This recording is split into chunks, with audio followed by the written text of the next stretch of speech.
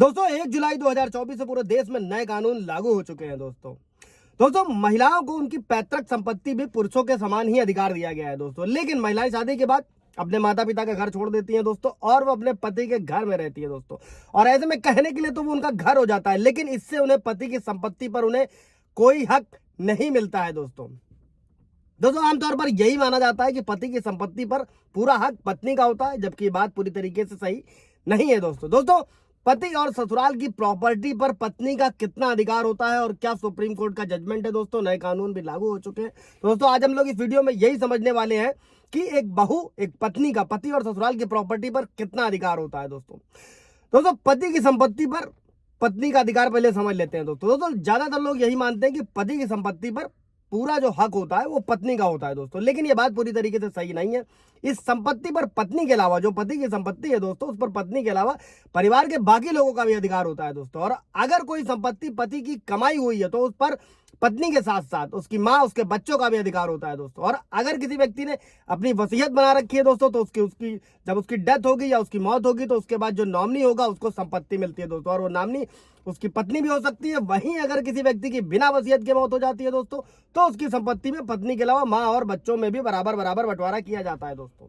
इसमें एक छोटी सी चीज और समझिएगा दोस्तों कि नॉमिनी किसी भी प्रॉपर्टी का मालिक नहीं होता है। नॉमिनी सिर्फ और सिर्फ एक केयरटेकर की तरह काम करता है। नॉमिनी आप किसी को भी किसी भी प्रॉपर्टी में बना सकते हैं दोस्तों। इस पर पूरा ब्रीफ वीडियो पीछे बना हुआ, आप जाकर देख सकते हैं। अगला बढ़ते हैं दोस्तों कि पति की पैतृक संपत्ति पर आखिर बहू यानी कि पत्नी का कितना अधिकार होता है दोस्तों। पत्नी का कितना अधिकार होता है दोस्तों। अगर किसी महिला के पति की मौत हो जाती है तो उसके जो पति की जो पैतृक संपत्ति होती है उस पर उसका कोई अधिकार नहीं होता है। हालांकि पति की मौत के बाद महिला को ससुराल के घर से निकाला नहीं जा सकता है, जबकि ससुराल वालों को महिला को मेंटेनेंस देना होता है दोस्तों। और जो मेंटेनेंस की राशि होती है दोस्तों, ये ससुराल वालों की आर्थिक स्थिति के आधार पर कोर्ट द्वारा तय किया जाता है दोस्तों। और इसके साथ में अगर महिला के बच्चे हैं तो उनको पिता के हिस्से की पूरी संपत्ति मिलती है दोस्तों। और अगर यदि विधवा है महिला तो दूसरी शादी कर लेती है तो उसे मिलने वाला मेंटेनेंस बंद हो जाता है दोस्तों अभी सुप्रीम कोर्ट का एक जजमेंट भी था, जिस पर मैंने पूरा ब्रीफ वीडियो बनाया था कि जब भी पति या पत्नी में मेंटेनेंस तय होता है तो दोनों को ही अपनी आय और संपत्तियों का कंप्लीट ब्यौरा देना होता है दोस्तों। अगर किसी भी तरीके से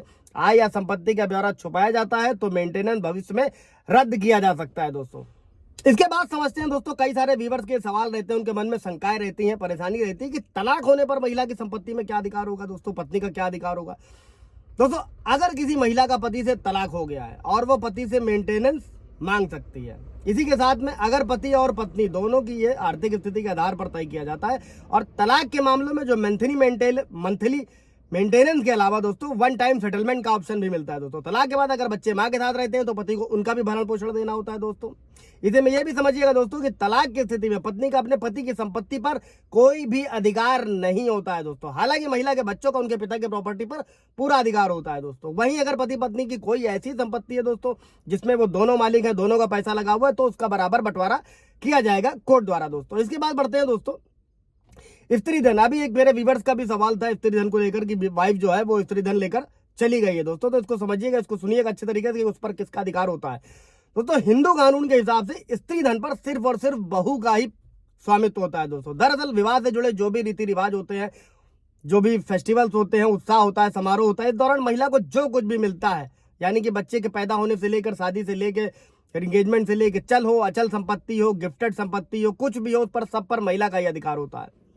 यहां तक कि अगर वो पति से अलग भी हो जाए दोस्तों तो भी स्त्री धन पर उसी का अधिकार होगा। और अगर यदि किसी विवाहित महिला को उसके स्त्री धन से वंचित किया जाता है दोस्तों, अगर नहीं दिया जाता है तो ये घरेलू हिंसा के बराबर होगा दोस्तों, और जिसके लिए पति और ससुराल वालों के खिलाफ आपराधिक मामला बनता है दोस्तों। आपराधिक मामले का सामना करना पड़ेगा दोस्तों। इससे रिलेटेड कोई सवाल जवाब होगा तो पूछिएगा। इसके बाद बढ़ते हैं दोस्तों मेन और सबसे इंपॉर्टेंट दोस्तों के मैट्रिमोनियल होम में रहने का क्या अधिकार है दोस्तों।